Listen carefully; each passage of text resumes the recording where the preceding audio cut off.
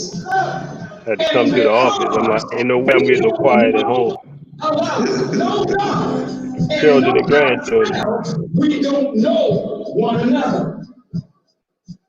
Look, when I see you, I know who I'm looking at. There's not one of you in this place that I don't love. I may never have met you before, but when I see you, I know who I'm looking at. And I know that I have a duty by you. And you will never find me disrespecting any of you because I know who you are. It makes no difference how young or how old. You are from Allah. Listen now.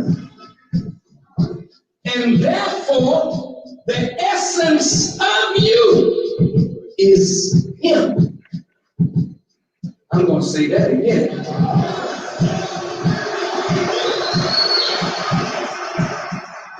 You are from Allah. Therefore, the essence of you is Him. So you are not only able to become a human Sound good? being, I only got one earphone now, so you sound good. Sound good. You hear me? You can yeah, it's a little become low, but I can hear an you.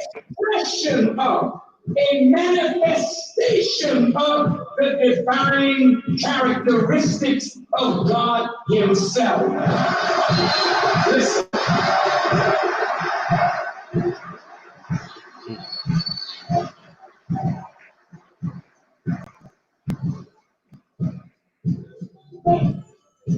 so the Bible says, how can you love God whom you have never seen and hate your brother whom you see every day?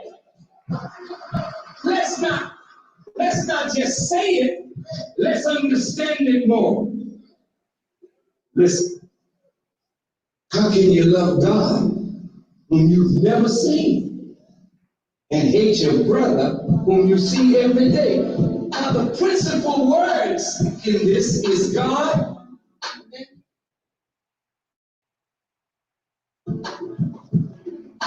and you have love and hate. Two opposites. But God and brother are not opposite.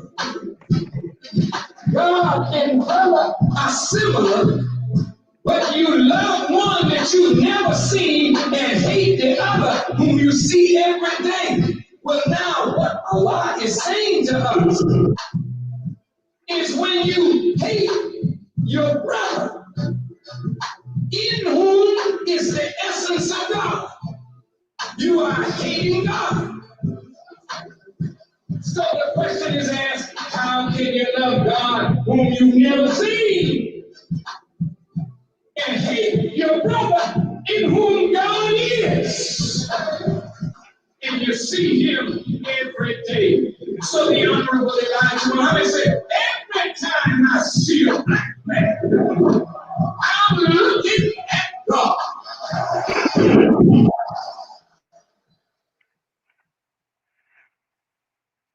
You are now tuned in to the Respect for Life radio broadcast with your host, Brother Keith Muhammad. This program is dedicated to the unity and upliftment of the Black community. Our goal is to change the world, one mind at a time. Assalamu alaikum, peace and blessings. Welcome to the Respect for Life radio broadcast. How you doing, good brother, Brother Pierre? How you feeling, brother? How you feeling, man? Good to see you. I'm good. I'm good. I'm blessed, man. It's great to be on the program. It's been quite a while since we had the Yes, sir. Respect for Life broadcast. We were trying to do some recording things and different technical difficulties, but praise be to Allah, we're here this evening. Grateful and thankful once again to be on the platform, cmpradio.net, cultivating mature positivity. And in an hour like this, man, positivity is something that people are searching for, people are longing for. And this platform and the shows and the spirit and energy and the very nature of the radio station. You know, the Honorable Minister Louis Farrakhan says, whatever is going on when you are being brought into existence or you were being created determines the nature of the thing. And if the purpose and aim of the station was uh, mature positivity, cultivating that in the community, that gives the nature of it the right kind of thing. You know, it ain't money, it ain't notoriety, it ain't fame. It's about positivity and making a difference in the community. So the very nature of the station is a necessity in the Black community all the time, not just during times such as this, which are even more extreme. So I'm thankful to you again, brother. I'm thankful for those who are tuned in. It's good to be back on the air. It's good to be back talking to you and talking to the people. Tonight, we want to cover really not all that's going on, so there's so much going on. But we know our mantra here at the Respect for Life program is whoever prescribes the diameter of your thinking controls the circumference of your activities. And right now, the thought process that has been embedded in the minds of humanity, the entire planet, but certainly here in America, is one that has produced restriction on our movement, restriction on our actions, and confined many to their homes, some scared to go out. So it's however we think will determine how we act. And then somebody can come on and prescribe something every day to generate thoughts that'll make us act one way today and just 35, 40 days ago is a whole different reality. So we see how fragile and really how impressionable the mind is and how that mind leads to activity. So we want to break free from the ceiling of thought, the prescription of thought that this world gives, in particular Black people, but all human beings. It limits the thought process that really limits the development and evolution of the human being, who, as in our opening words from the Honorable Minister Louis Farrakhan, that introduces every show, every time you look at a Black man, but really a human being, period, you're looking at God, an image and likeness of God, a child of God. So if that's not the thought and the level of expectation that I have for myself, then I'll never ascend anywhere near it. So we're thankful again to be on the Respect for Life program. Tonight, our final call news segment. There's much going on in the news, as we know. But again, we're not going to focus on the pandemic. We may touch on it, bring it up in our conversation, but the reality is whatever you focus on is going to be dominant in your thought process, and it's going to affect you. And because we want positivity, because we want vision, the scripture says where there's no vision, the people perish. If I can't see beyond my current reality, then that's where I'm going to stay. If I can't envision a different reality for myself, for my community, for my family, then that's how we get bound up generation after generation in the same trap. So the final call news segment, as we know, those who purchase the final call regularly, the print edition is no longer available until this pandemic or this restriction is lifted, but we do have the digital edition of the final call still coming out each and every week, full of news and information.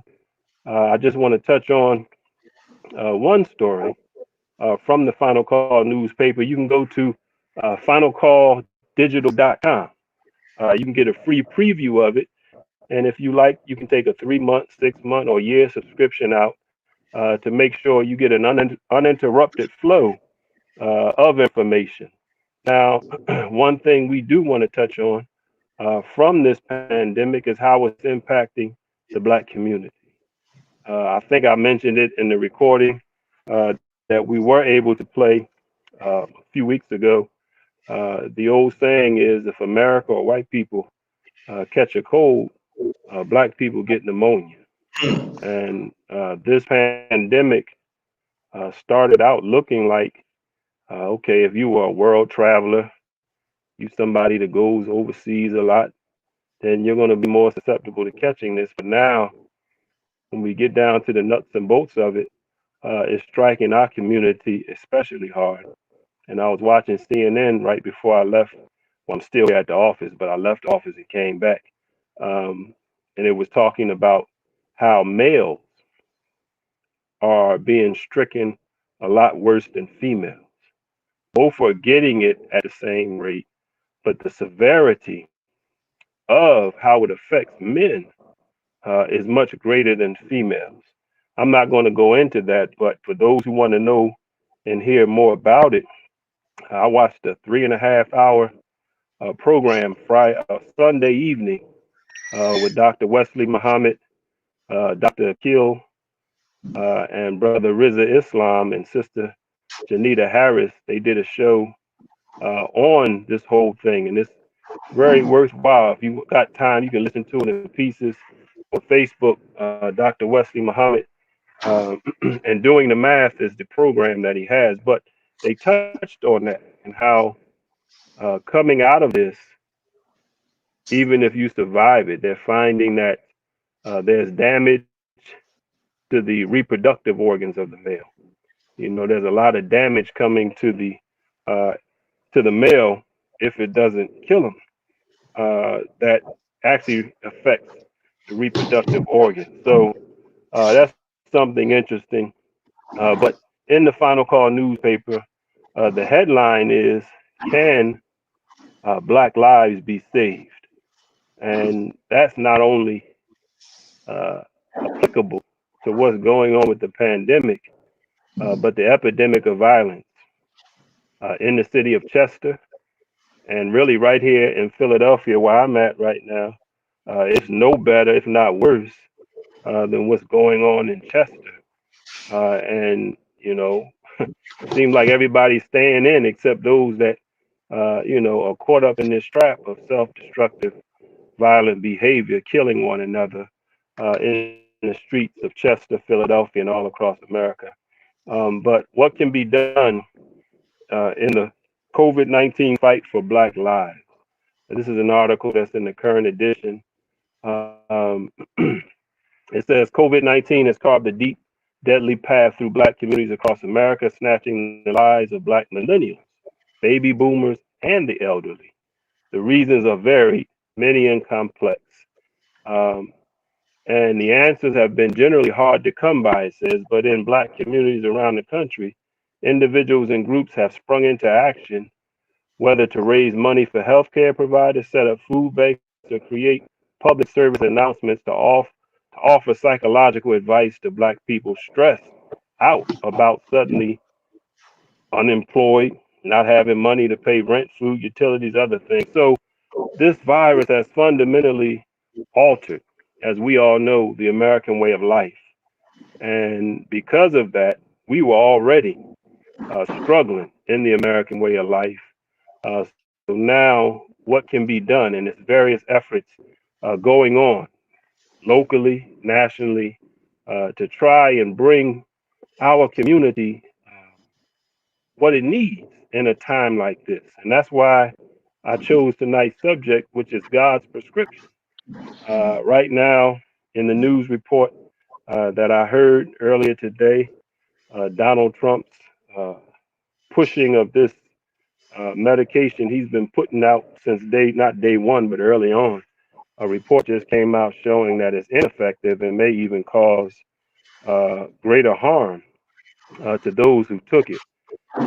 But they're scrambling to try and come up with vaccines. They're scrambling to try to come up with treatments for this novel virus, this new virus that seems to be especially dreadful in this day and time. But what I want to focus on is based on the words of the Honorable Minister Louis Farrakhan about 3 weeks ago or so. His national assistant, Student Minister Ishmael Muhammad, right now, as we know, churches, mosques, temples, most are shut down, even though some are rebellious in different places. There was actually a preacher who lost his life. I think he was in Florida or Virginia a couple weeks ago, who early on was defiant about not closing down the church, and that's a spirit that's among some in the nation. But we, of course, shut down all our services. But in Chicago, our national headquarters, our student minister Ishmael Muhammad, who's also the son of the Honorable Elijah Muhammad, he speaks every Sunday.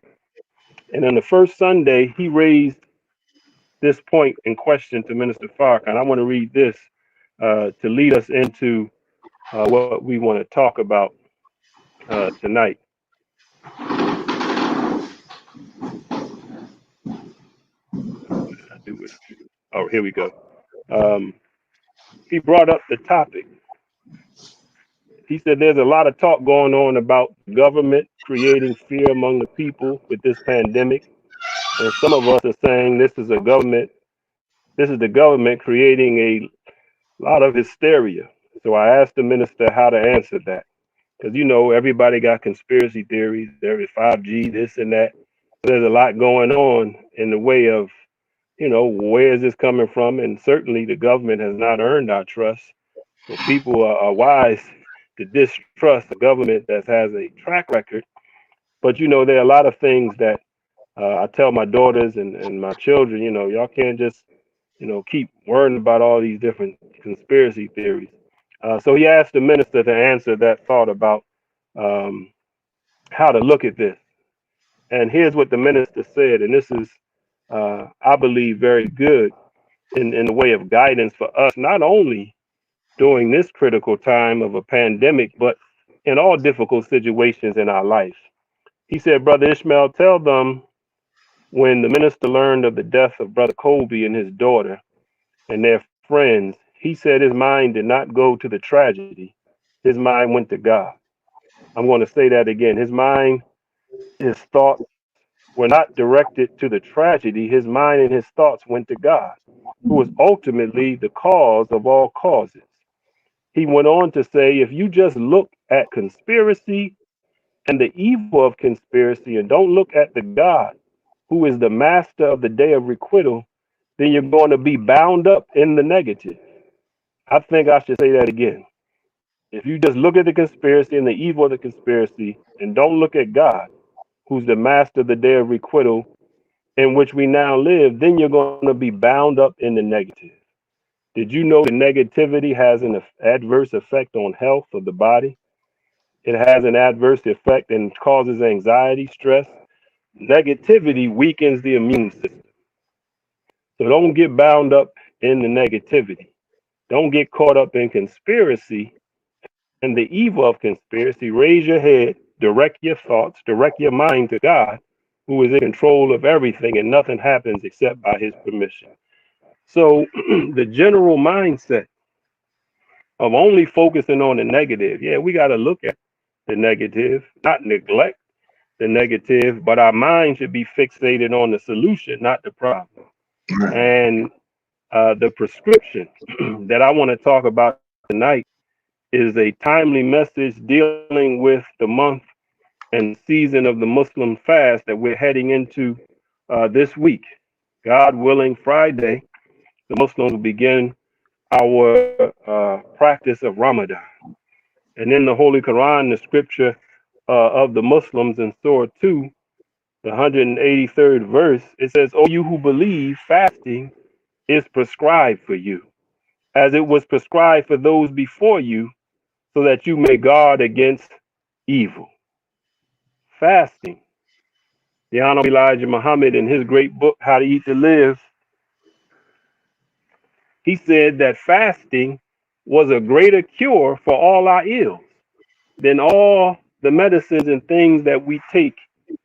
And it has been proven in recent studies that a 72-hour fast totally reboots the immune system. It recharges the immune system.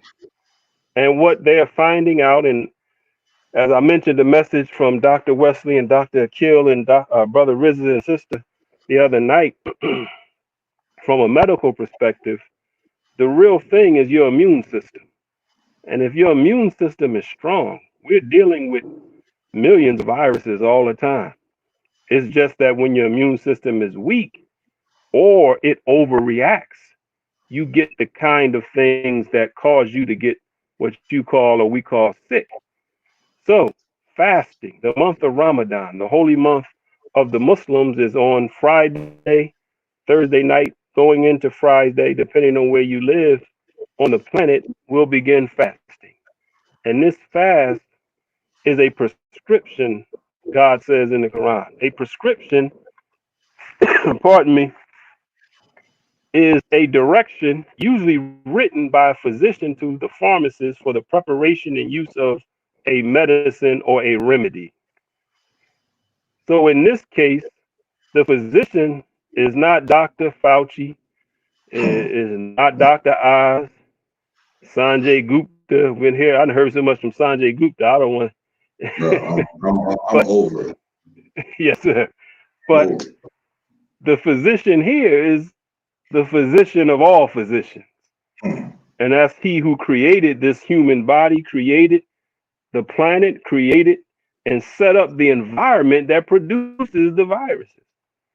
So God is saying to us as Muslims, but really fasting, the month of, or pardon me, the season of fasting for the Christians just passed Lent. Man. And early on in this month, really, you had all three major, as they call monotheistic religions, had their holiest time in this period. You had Easter, you had Lent, you had Passover, and now you have Ramadan. And fasting, abstaining from the eating and consumption of food, water, negativity, arguing, even sexual relations during the daylight hours, is the prescription for the Muslims in the month of Ramadan. And what this allows us to do is to take all the things that, and this is how the Honorable Elijah Muhammad described it in his book, How to Eat to Live, that I just held up. He said, really, what this fast represents is that during the darkness of a world of evil, in a world of falsehood and lies, and the Bible says that Satan is the god of this world, in a world that's covered with this kind of darkness, all these things rule over the human being. Eating, I know during this pandemic lockdown, I done gained a few pounds, so I lost my discipline. But praise be to Allah, Ramadan is here in a few days. All my gym work, it ain't gone down the drain, but if Ramadan wasn't coming, it'd be in jeopardy. It'd definitely be in jeopardy. Yes, sir. So the fast is, and it's the last thing I'll say, just in talking specifically about the month of Ramadan, he said that this fast represents everything that ruled us in the darkness, all our appetites, from the navel down, whether it's food, drink, sex, whatever it may be, our emotions when it comes to arguing and fighting with one another, all that ruled us in the darkness of ignorance, the darkness of the world and the mind of this world. But in the brightness of God's truth that comes with the revelation of the Holy Quran, which is the month of Ramadan, is recognizing the revelation of Holy Quran that came through Prophet Muhammad, peace be upon him, with the advent of the light of God and his presence, all the things that ruled us in the darkness, we gain mastery over. That's the challenge. That's the wisdom of Ramadan. So during the day, we need food to live. We need water to live. But my mind and spirit is fixed on God. And from sun up to sundown, I don't partake of anything via my mouth. Even if I'm married, I don't have relations with my wife. And I do my best not to argue and get into contention with other people. And this, and also during the month, we are to read the entire Holy Quran. So I stop feeding on the thing world, and I feed on God's word in totality. That is the book Holy Quran. And this God calls a prescription. This is something that's going to bring a remedy to the problems of the human being. A beautiful, symbolic, and literal exercise of the Muslims that couldn't come at a better time. So all my Muslim brothers and sisters, and even if you're not Muslim, some may say, well, they're not supposed to fast. Man, fasting is a part of every religion. It's a good exercise, certainly in a time like this, to get our Absolutely. minds fixed on what is good. So God gives us a prescription that'll help heal us. Here it says guard against evil because disciplining the body is one of the hardest things you can do. And that's why it's a roller coaster ride for a lot of us. When we try to get in shape, we try to stop eating this, stop drinking that, stop smoking this. It's a battle, and it's part of building our will. So fasting is something that will help us. And you don't have to fast 30 days if you're not used to it. You don't have to do all of it, but just discipline yourself and with abstain, pardon me, from something for a Mhm. prescribed period of time and watch how you feel in your ability to do that. Now, we in the Nation of Islam, I mentioned the 72-hour fast. Every first Thursday of the month, we eat our last meal, and then we don't eat again till Sunday evening. So we Mhm. don't eat anything. And that's the kind of fast that reboots your immune system. And that helps you to stay healthy if you're able to do it. And it's something you shouldn't just jump into. But I'm saying all this to say that our minds in this difficult time, this trying time, let's not keep it focused on the negative and what's going on. But let's aim at some positivity like CMP Radio is putting out so that we can get solutions coming up out of our mind rather than woe is me and always looking at the problems. So fasting is something that is important. It's something that is prescribed, and it's something that really helps us in a various amount of ways. So I'm thankful that we're here. A couple days away, God willing, we'll start fasting, and this will help us build our immunity. What we eat keeps us here, and what we eat takes us out of here. Absolutely. And much of the death that occurs, and you hear it day in and day out, pre-existing conditions that affect the person greater or causes the virus to affect the person greater than somebody else. And these pre-existing conditions, I heard my brother Dr. Keeley say it today when I was listening to one of his messages. He said it's the habits, our daily habits that produce the condition we in. And it's our daily habits that are going to take or bring about the solution to the problems we have, whether it's economic, whether it's health wise, whether it's social, whether it's relationship, whatever it may be.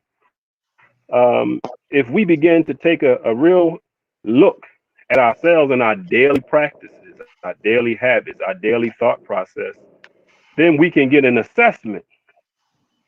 And now I got to look at what's the problems in this assessment. And now can I go about changing this? And some of us we want to change everything at one time, and it lasts 5 days a week, and then we back where we start. Until you're able to do that, pick something, take an issue, take a subject, take a concern, take a dietary habit, whatever it may be, and start chipping away at it, and abstain from it. Or if it's about eating better, exercising, whatever it may do. So let's just keep our mind fixed on the solution. Everybody always said, God is bigger than my problem. And there's no mystery God, though. And you got to be adherent and exercising God's wisdom in order to get the results, you know, that are here. So I just wanted to share that and those thoughts as it pertains to Ramadan. You know, uh, the violence, that's going on in our city and across America, but specifically in our city, is hitting uh, younger and younger. It seems with the young people. I was very saddened when I found out about the loss of any life. But when the young brother, it was a sincere, that is Yes. named Janice, and Sister Janice is somebody that I knew. I didn't know when I seen the incident. But once I found her on Facebook, I said, wow. But you know, we have to. We got to look at the violence. But as you and I were speaking beforehand, brother, about the initiative that you're working to put together and really working on and in right now, you were speaking about just the name alone, because Mhm. psychologically, again, we talk about prescribing our thoughts. So Exactly. when I hear violence, that's the focus. And we know we're trying to stop the violence. Right. But the violence is the byproduct, it's the effect, It's it's not the cause. not the cause. It's not the So, cause. what's causing the violence? Let's focus on that Right. and let's see what's missing, like you were saying, brother, in these young people's lives. What do they need? And we can start running the list down. Yeah. I But mean, how do we address it? You know? it's a very long list, right? And it really takes the community acknowledging exactly what they need. Like people just speaking up and saying what they need. You know, mothers may need a better job. You know, fathers may need an opportunity at work. You know, education. You know, assistance. Right. Sometimes our pride and our ego gets in the way.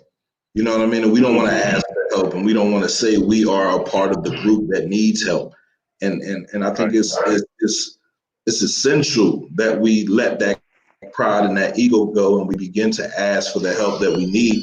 You know, there are mothers out here, you know, that are trying to raise their sons the best they can. And sometimes, man, listen, I'm a father. I can't do everything. You know what I mean? But I know that Right. if me and their mothers, if we work as a team, then we can cover most bases. Children are going to go through things. They're going to go through adversity. They're going to go through trials and tribulations. But we have to be there as parents and see them, right? And not be so consumed with making enough money to pay the bills that okay, my son is just out doing whatever he's doing during the hours that I'm at work Right. trying to survive. And it's hard. So there are a lot of parents that need services. There are a lot of parents that don't want to say too much because they don't want to be looked at as the needy parent. And it's crazy because I said this to somebody else and they said, well, they don't have no problem hopping in the line down at on Christmas time to get all the gifts and everything like that. I said, well, that's different, right? You know, Hmm. here it is saying that the way I'm living might not be conducive to producing a productive child. And Right. that's scary. And that's scary for people to acknowledge that about themselves. So I want our community to really stand up, right, and begin to embrace these children, right, because they're not all bad, man. They're not all bad. You do have some that have completely turned that knob on to 500 and they cooking at 500 degrees. That means everything they touch, they burn. Right? Nothing is fully cooked at 500 degrees, right? It's either burnt on the outside and raw on the inside. You know, so I just want, you know, the community to come together, man, and begin to talk about these things and have these conversations. This is what we built the station for, you know, and this initiative that I'm working, you know, I'm gonna be out there and I'm knocking on doors and I'm be introducing myself and I'll be talking to kids and I'll be making myself available, you know, for these young men to say, all right, man, listen, this is what I need. My thing is that when I reach back into my community and to all the people that are doing positive things, and I say, yo, I got a brother that need a pair of sneakers, man, right? Who, Right. who might be getting ready to receive a pair of sneakers from Mark, and Mark want him to go shoot up the club. I mean, and this is all, you know, this is all speculation here, but this is how it Right. happens. This child that can't have or doesn't have, and someone has, and says, "Yo, if I give you this, if I do this for you, you gotta go and do this," and he'll do it because he wants what he wants, right? So I just want to be able to reach back and come into my community and get those resources from everybody. And it's like it's so many. He might want to play football, and his mom don't have enough money to sign him up. So now instead of going to football practice, he's sitting down here on the corner hanging out with Joe and them. And Joe like, yo, boy over there staring at me crazy. Here, go handle that. Right. If you want to continue to hang out with us, you better go handle it. Are you scared, right? Deep down inside, he just want to tackle somebody, right? He just want to play football. I don't have the money. I want to be able to go knock on the Panthers' door, you know, the Hurricanes, or the Cougars and say, yo, I got a kid that wants to play. And if he's old enough, take him down there to Coach Bell. Resources, that's all. Just open your door and say, Pierre, my resources are available to you. Hit up Jaleel Beats and say, yo, Joe can need a pair of sneakers. Can I bring him through the store? You know what I mean? They don't have to be Jordans. You know what I mean? But just get him sneakers, and we go. You know what I mean? We run the Chick-fil-A. Now that's my addiction right there, Chick-fil-A, and I'm cutting that out. All around down, they gonna miss me because they gonna be my name when I walk in. I live across the street from a Chick-fil-A, man. And I mean, this line for the drive-through, brother, it goes out of the parking lot, and this is a Cheltenham Square Mall where it used to be. Come down on the Cheltenham Avenue, all the way down the block, every day. Every day they lined up like that, man. It's amazing. They running out of cup holders. They asked me today. They said, "You really need a cup holder?" I said, "Do I really have 5 drinks? Yeah, I need a cup holder." Right. but it's just what it is, man. Resources, the availability for resources, and understanding that it's not just for the kid; it might be for the mom too, right? So let's just think, right? Because we're always like, all right, the shooter, jail, somebody find them. But let's get to the kids before they become those shooters. Let's talk to them. Let's try to relate to them. I have to. That's where I see the fix is. Absolutely. And one thing you mentioned about parenting, mother, father, but the old African proverb is it takes a village. And sometimes what mom and dad can't get across to the child, uncle and aunt can, because there's that distance. You know what I mean? Sometimes because of the bond or the closeness or the, just raising a child, they don't hear it from mom or dad. But when uncle or big cousin tell them something, it can register because the emotional thing is missing, and they can actually register that knowledge. So those of us that are in the community, it's our responsibility. We have to see our brothers and sisters or our young people as our nieces and nephews. I know they call you Uncle P, but that's a reality. We got to be aunt and uncle to our communities, young people. And sometimes, you're going to have to, as you said earlier on, and I talked before the show, earn that trust. You got to wear away that outer hardness because that's a protective layer, but inside, our people, our young people are hurt and they in need. And we can get them that need. I was one of those kids, right? And it's not due to the fact that I didn't have, it was due to the fact that I was angry that my father was taken from me. 12 years old, I was 12 and he passed away, and it was like, why? I'm looking at other fathers sitting in front of the liquor store or hooked on drugs. It's like, yo, this man really cared about me. He loved me. He wanted me to do the right thing. Why you take him? So I was angry at God. I was angry at any man that came in my face. You're not my father. Like, so I get that, right? And I was out to prove myself in an area where I probably had no business being, right? I go from being a straight A student, Catholic school, to Chester High School, to running over here, to picking up a gun, to wanting to do this, wanting to do that. And none of that stuff was truly me, but I wanted somebody to grab me and get to know me, right? And the things that I wanted to do. This station probably would have been here 20 years ago if that would have happened, but because it didn't, I realized that is what's needed. You feel me? So I went through my trial, right? So I can be here now to give a testimony and talk to the kids and say, listen, we can turn it around. We can come back. I'm not into the whole, social media real heavy, so I'm trying to get into that, right? I don't understand none of that stuff. But what I do know is that I can probably feel the pain that you feel right now. I can't truly relate to every experience, but I know how people want something and you yourself don't even know what it really is. So you're willing to accept any little thing that feels good for that moment, that second. That's it. Right? The next step is finding that drug that you're in love with. I went through that. You know what I mean? That's that next step. Right now you're young and that's cool. So you hang out with your homies, but the next step is that drug that you're going to fall in love with, and that's going to take about 10 years off your life too. By the time you catch up, man, you look around, you be like me, 40 years old, like, oh, I need to fix some things, man. And I just want to help them then instead of having to stand here and not know what to do now. And that's a big thing. You got to intervene.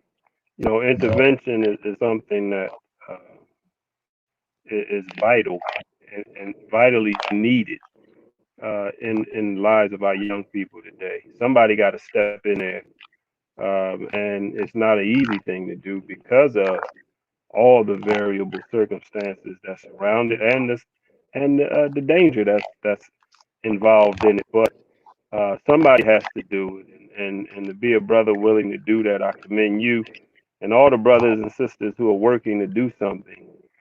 We have to keep working. You know, people get frustrated. You know, so I'm tired of this, I'm tired of that. But the reality is, uh, if we're gonna give up on our young people, then we might as well give up on life. That's our future, you know. And you can't isolate your child and your life from everybody else's. You can try, but no matter how far you run and hide, this is a national, international problem of culture, violence, and death. And in particular in our community, it's there. So we got to try and keep trying until we're able to chip away, as we called it beforehand, an 800-pound gorilla. We got to get it off our back, and it's going to take all of us to lift that. It's not going to be one or two. We need all who are willing to step up and take a hand and lift this thing up off our people and off our young people in particular. Absolutely. So brothers and sisters, we unfortunately have an interruption to the program. I failed to remember in my short memory. I keep telling you I got a good memory, it's just short. I have another commitment at 7 o'clock. But it was good to be on. It was a good warm-up show. God willing, we'll be back next Tuesday for the Respect for Life broadcast. And I hope and pray that all of our families are doing well. And I pray for those who have lost loved ones, lost family members, friends, aunts, uncles, community members, that Allah will lift the sorrow off of us as soon as He sees fit, that we can continue on in this struggle called life. But if we keep our eye on Him, keep our eye on the positive, and stay away from the negative talk. You know, you got to deal with the problem. But if somebody you talking to all the time, all they want to do is talk the negative, man, look, I can't take all that. You know, get your mind fixed on that, which is going to lift your mind and spirit up. Because a lowly spirit will incapacitate you, man. I mean, if your spirit is gone, you ain't got the energy to get up and do nothing. But if your spirit is high, you can get up and make stuff happen. So let's keep our spirits lifted in this difficult time. Let's lift one another up in this difficult time, and let's work, each one of us, to change the world one mind at a time. Thank you all for listening. Thank you, good brother. Sorry for the interrupted brevity of the show. But thank you, man, and God willing, we'll talk soon. Yes, sir.